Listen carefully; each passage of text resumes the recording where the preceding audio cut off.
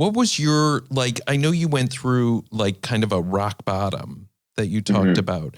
What did that look like? What was that? Yeah. Rock bottom for me was, mind you, I'm at the top of the top. Of course, you got Grammys, you got awards, you got celebrity guest lists, all of these particular things, but you still feel a sense of emptiness.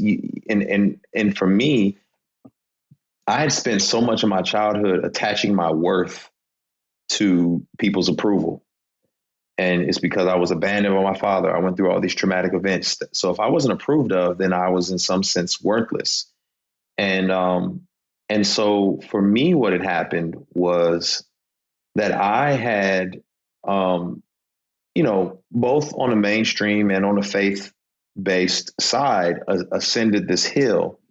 Well, I guess I didn't recognize and realize that,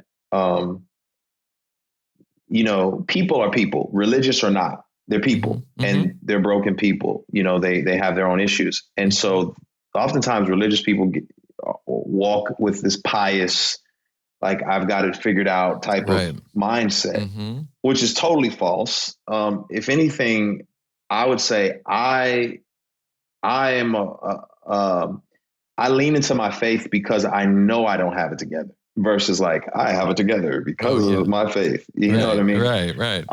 And so when the religious institutions kind of attacked me, oh yeah, you're doing songs with these people and you're consorting with, these sinful folks, so to speak. I think that was painful, but I would blame God and not blame the people. And that was part of my problem. So it was kind of like, oh, I don't know what, I'm disoriented spiritually now. Then I'm disoriented relationally as well, because, my marriage is all is on the rocks and it's looking bad.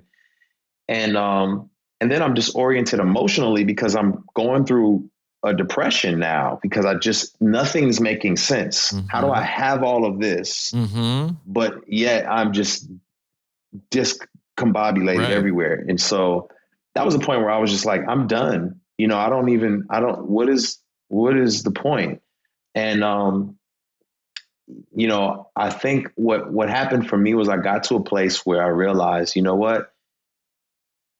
People will always let you down. They are not the object of my purpose or my source. And I had to begin to realize that if you live for people's acceptance, you'll die from their rejection. I am not successful compared to what I do to them or for them. I'm successful compared to what I was created to do.